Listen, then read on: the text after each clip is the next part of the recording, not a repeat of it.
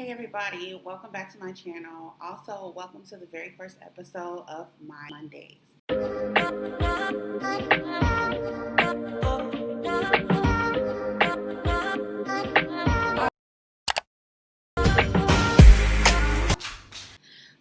You guys are going to have to forgive two things. My lighting is really bad right now because there's a storm coming in.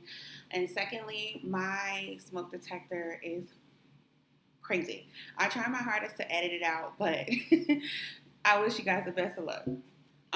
So episode 1 is going to be about the art of breaking up. I know. It hurts. I know. I think we all can agree that when you break up with someone, whether you're the dumper or the dumpy, it sucks. It's an emotional roller coaster, and it's something that you yourself or the other person have to take quite some time to really zone in and focus and help yourself get through some of the things your emotions might be rippling through. So one of the number one things you want to do to help yourself is talk it out. I know it might sound cliche. A lot of us might not have very many people to talk to, but even if you have like any spiritual background like I do, or a religious background, speak to your ancestors, speak to your peoples, talk to your friends, talk to your witches, whatever you got to do, because you don't want to hold that or harbor that energy inside of you. And I think it's very important that you find yourself a medium. Those mediums can be things like hobbies, something you really want to invest yourself into, because you can give yourself a chance to finally think about something else, especially once you let it out and talk about it with someone. You'll start feeling like, okay, well, where else can I channel this energy, this anger? And then one of those things you can do is investing that energy into a hobby. A lot of the times when you have that kind of broken focus because you were like kind of into the relationship, you can give positive or negative energy to something else. Why not give positive energy to something that makes you feel good? Another thing you can do is definitely talk to your friends. So get with your friends, go hang out, go places, go to a party. I know we're in quarantine, so it's hard to get out and do those kind of things, but I think it's very important that you find yourself that buddy that you can just let loose and like have a good time. Now, I don't mean like go out and get drunk and like go crazy and do a whole bunch of drugs. Now, if that's your thing and you can safely do, have a good night out with your friends, be my guest. But I think it's best to have a sober mind, a clear mind. One of the things I actually did, I started fasting. I've been fasting for about a week and a half, and I haven't done had any alcohol. I'm a drinker. I like wine. That's because I'm studying to be a somm, and I'm also a bartender for now. So it was one of those things that I would use as a clutch or a vice, and I didn't want to negatively do that because I lost a sibling before, and unfortunately, I took that the wrong way with coping, and I started depending on alcohol too much. So make sure that you guys, I think it's a good idea to just fast and have a sober, clear mind. And number 4, being the dump or dumpy, I think you should take a social media hiatus. The last thing you want to do is try to work through your emotions and constantly be reminded of the person that brought you those emotions. And the number one way you can be reminded is social media. Even if you're not following that person or seeing that person, there's so many different things that are going to bring that person to your attention. There's going to be memes or pictures or scenarios or scenes or jokes that'll remind you of each other. And I think it's best to kind of take a little break, because you'll end up being able to really focus and zone in on you again, so you can talk with friends, you can do your hobbies, and you can take a chance to tune in with you. And that leads me to my third category, soul searching.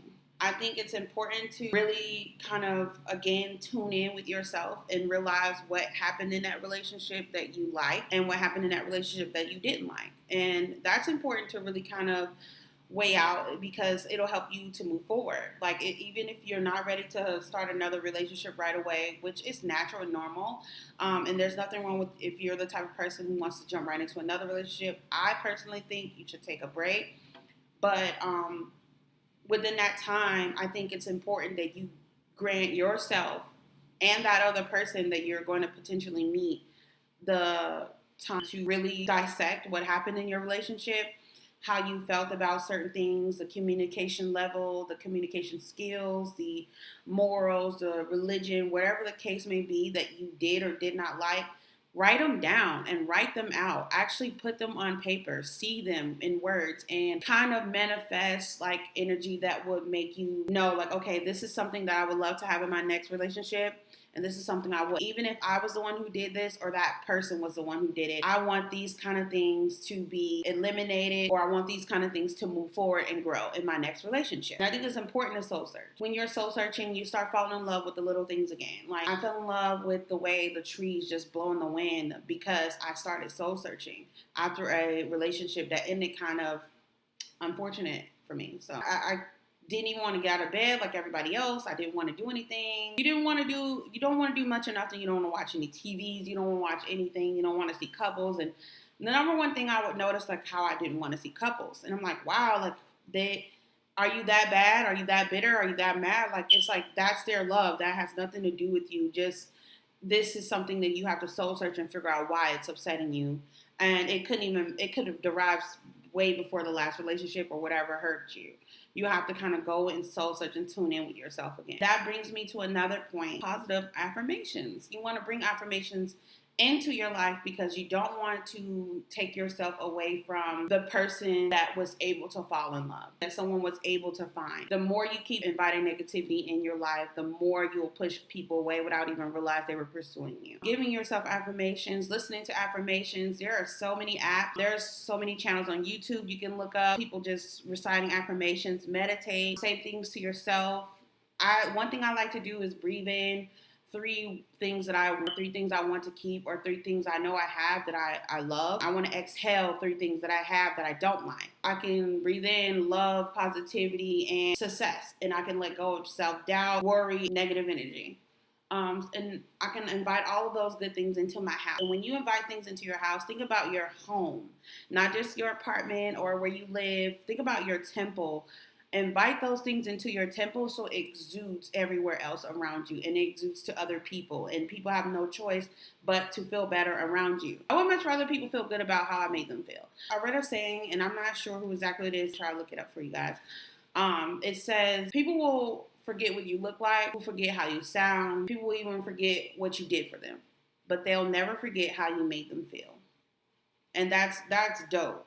And if you can be that person for yourself, if you could be that type of person who never forget how you made yourself feel, just imagine how you can do that for other people. And that leads me to my last point, forgiveness. That is the biggest thing on this list.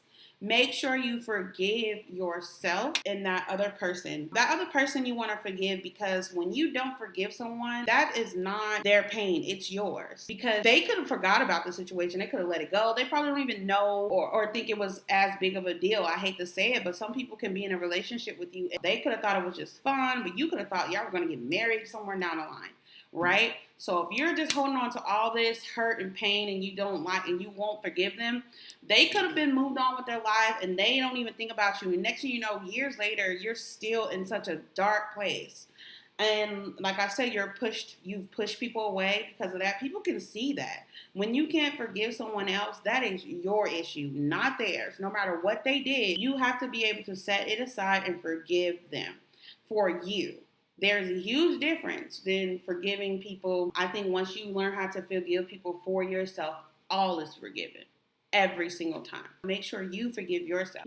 Forgive yourself that it didn't work. You tried. Be happy. You took a risk and you jumped off the cliff and your parachute opened, but you didn't land in the spot you wanted to land on, but at least you took the risk. Some people stand at the edge of the cliff looking over the edge for the rest of their lives. They never take any risks. So just be proud of yourself that you actually allowed love to happen, that you actually allowed love to be a part of your life, and realize that you have time and you're never going to be left without. You're going to find the love of your life, the God, universe. They're going to bring you together.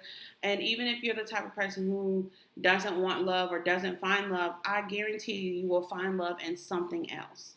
So just remember to forgive yourself. Let the pain and hurt go.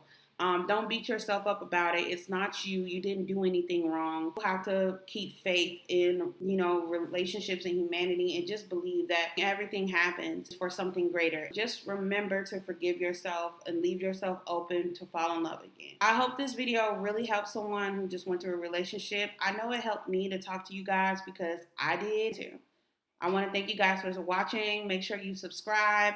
I want to try something new that I got from Yana Marie. I want to shout her out. If you guys watch this video to the end, comment soul. It's just a way for me to see how I can cater to you better. So comment soul if you watch this whole video, and I want to thank you guys again. Make sure you watch my other videos. Follow me on all social media platforms at Myia Monday. And you guys stay safe out there and keep loving.